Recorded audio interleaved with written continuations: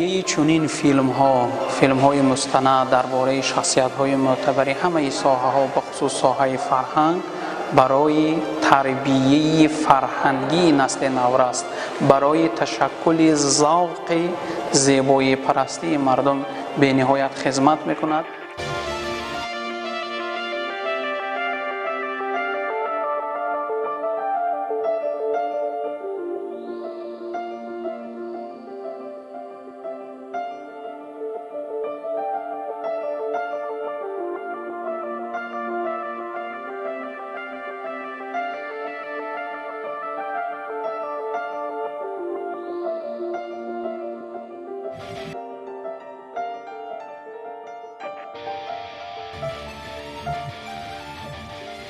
فلک فرزانگان را کشتن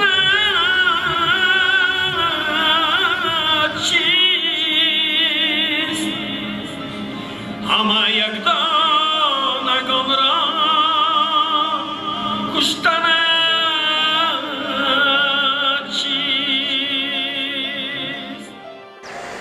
فیلمی بود که تمام مردم را، تمام تماشاگران را گفتم ممکن که از نو اون مهر و محبتی که نسبت این مرد شریف داشتن از نو اون محبت را بیدار کرد.